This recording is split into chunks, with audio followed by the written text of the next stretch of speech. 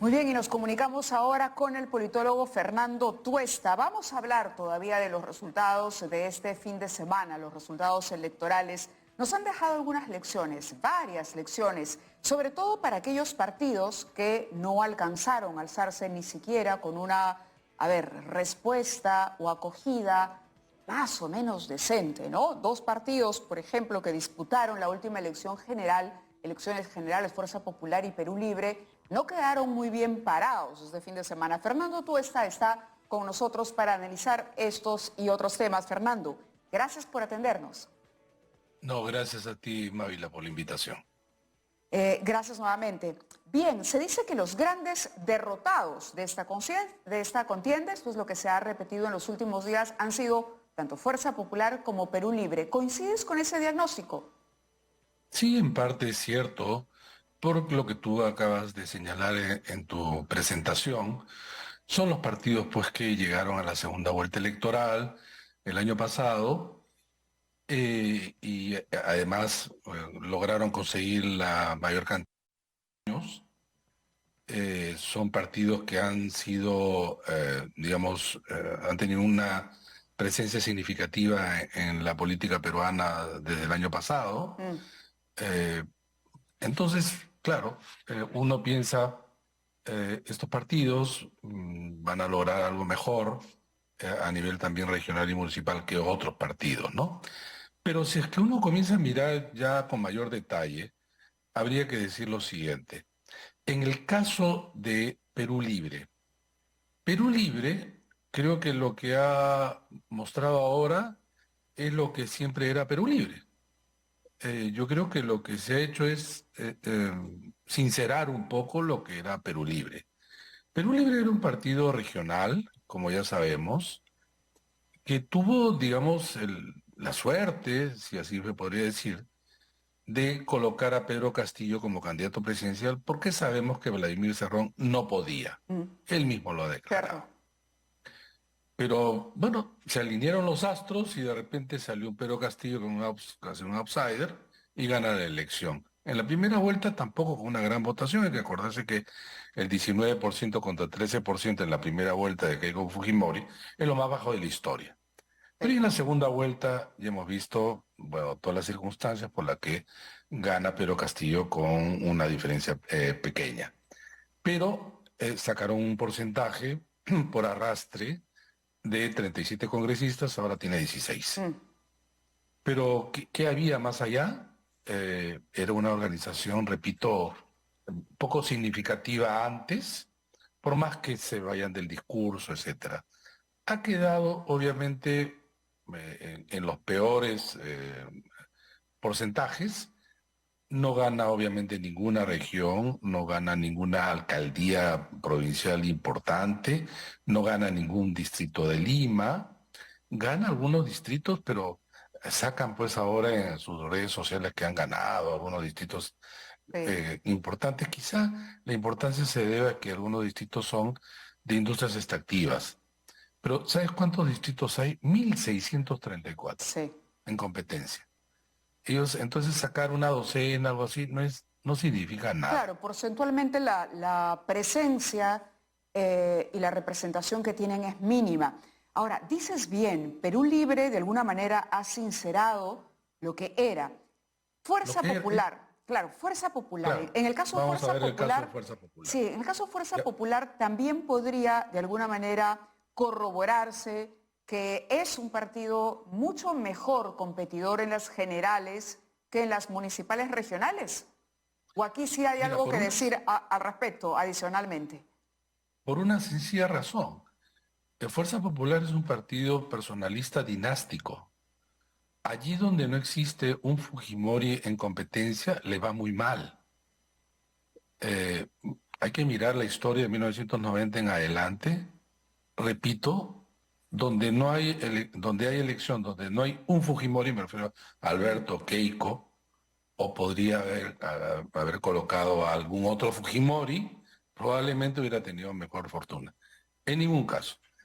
Y incluso en el mejor momento de Alberto Fujimori en los 90, a nivel subnacional Alberto Andrade derrotó a los candidatos fujimoristas en Lima, ¿no? Estoy de acuerdo. Yoshiyama y Hurtado Miller.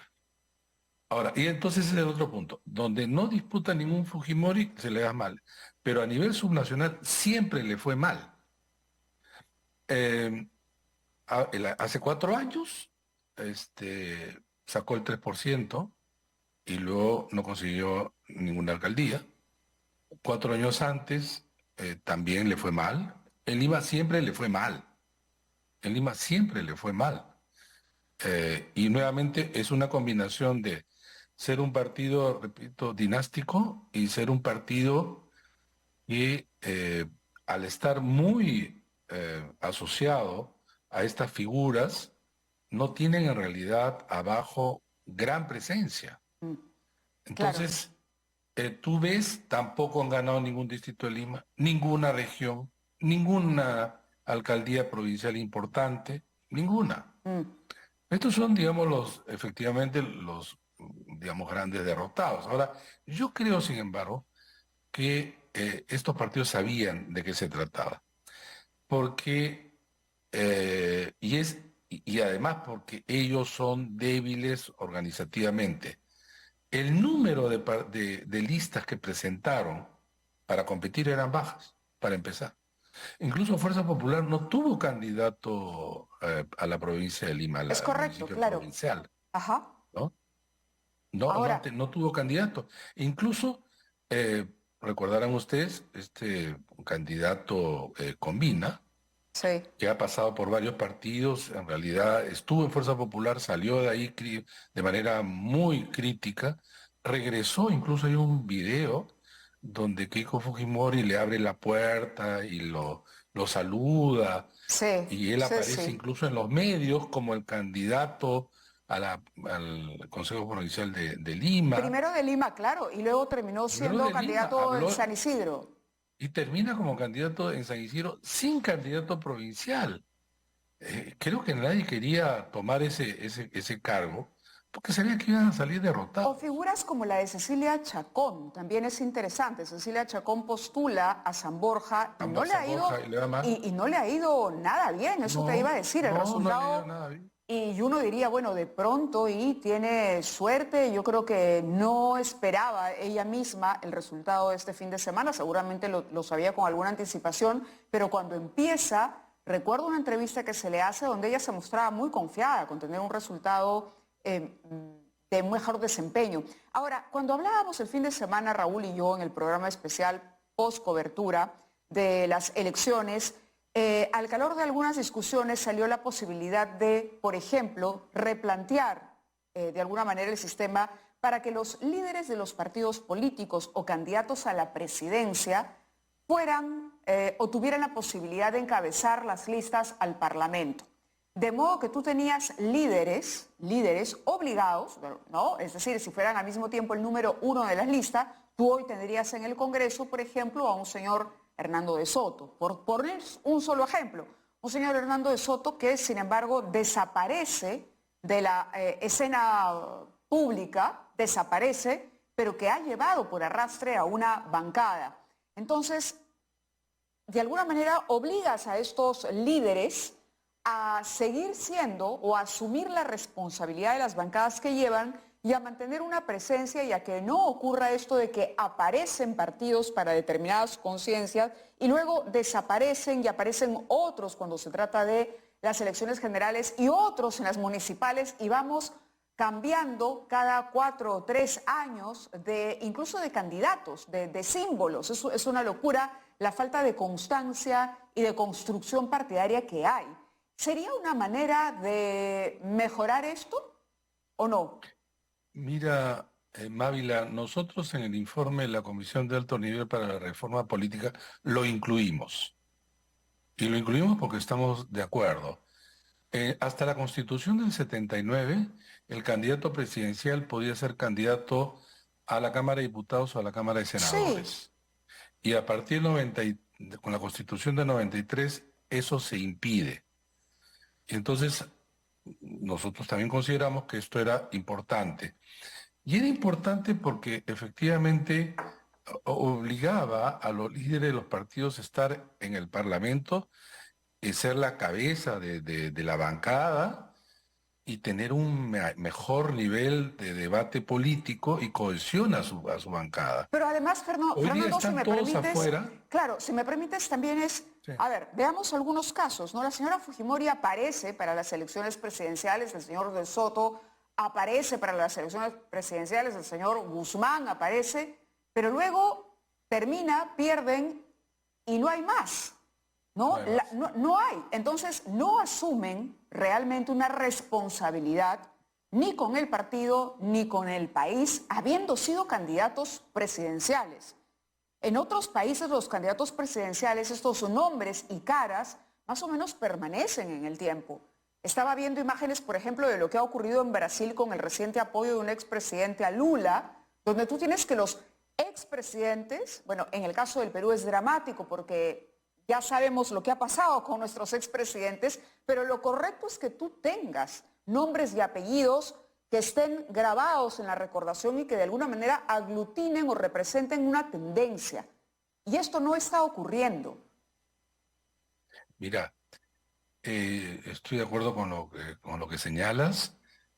Nuestro diseño institucional tiene muchas de las figuras del parlamentarismo.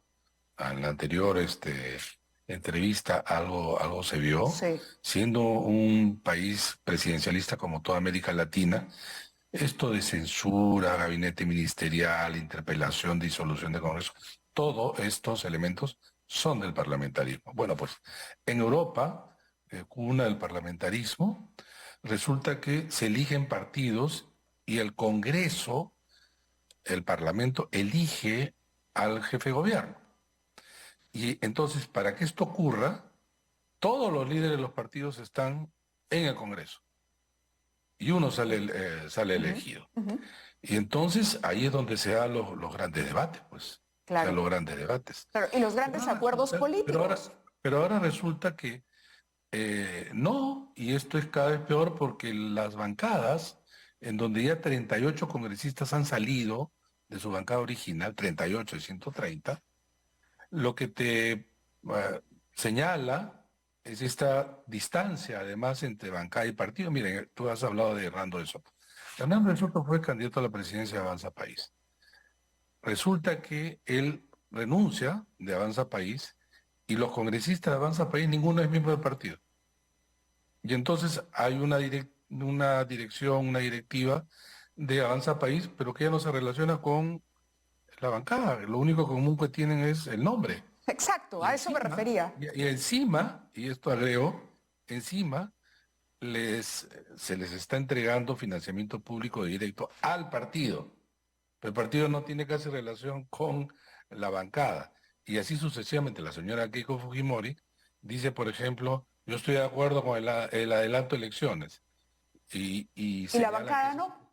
Pero la bancada le dice que no. No le ha dicho así públicamente, pero en los actos ese es lo que ha ocurrido. Así es. Y podemos seguir nombrando otros partidos. No, a mí me ha tocado entrevistar a Hernando Guerra García. Hernando Guerra García está en desacuerdo con esa posición.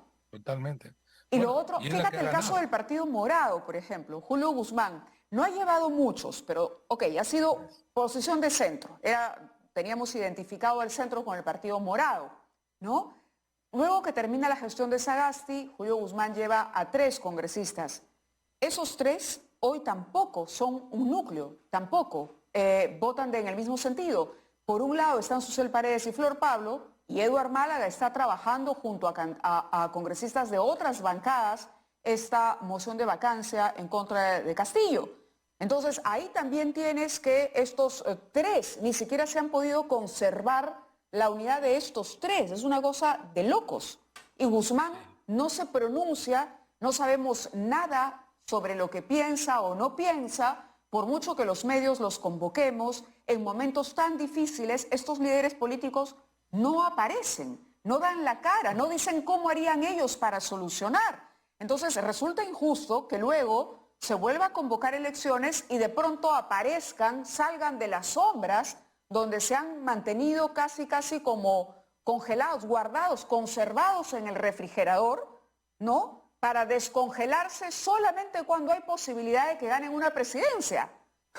Ahora, esto lamentablemente se reproduce a nivel subnacional.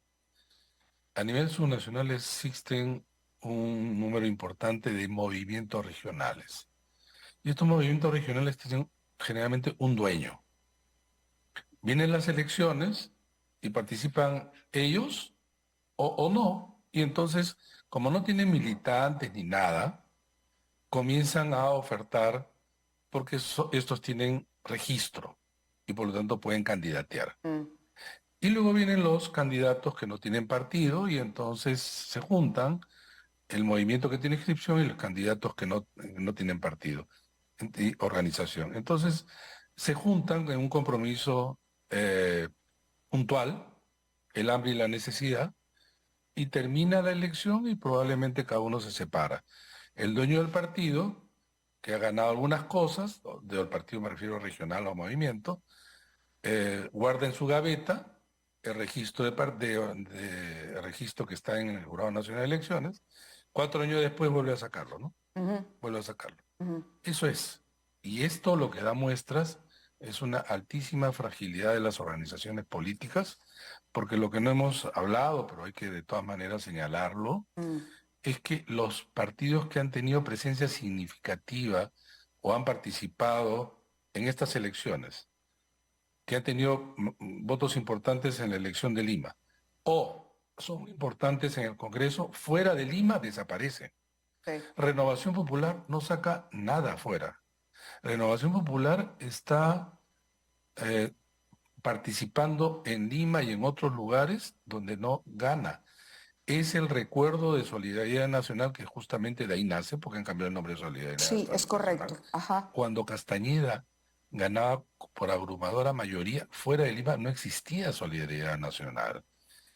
Pero participaba, pero no Claro, ganaba no nada. prendía, No ganaba no nada. había una acogida. Podemos también, Acción Popular ha desaparecido el mapa subnacional, tiene muy poco delante lo que logró tener, ¿no? Su capital político electoral lo ha perdido. Y entonces, y claro, ya hemos hablado de Fuerza Popular y de Perú Libre. Entonces, la mayoría de ellos son partidos limeños. ¿Quién ha ganado?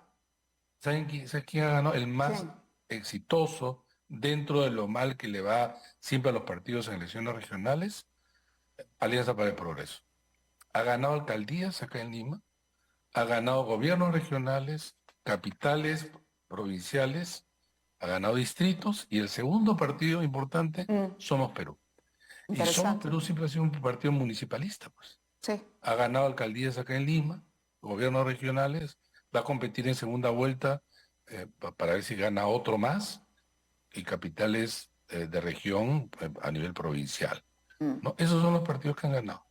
Esos son los partidos que han ganado. Y no son grandes organizaciones. Es más, solamente 1 de cada 3 gobiernos regionales, provinciales y distritales lo ganan este conjunto de partidos que tienen representación en el Congreso. 2/3 partes es en este mundo de los movimientos regionales. De acuerdo. Fernando, muchas gracias por haber estado con nosotros. Interesante No, este gracias a ti, análisis Mávila. al cabo de unos días y además interesante porque hay que mirar, y es una llamada de atención, decíamos, ya a Fernando Tuesta le hemos agradecido la entrevista, pero es una llamada de atención a la responsabilidad que tienen aquellos que aspiran a convertirse en gobernantes.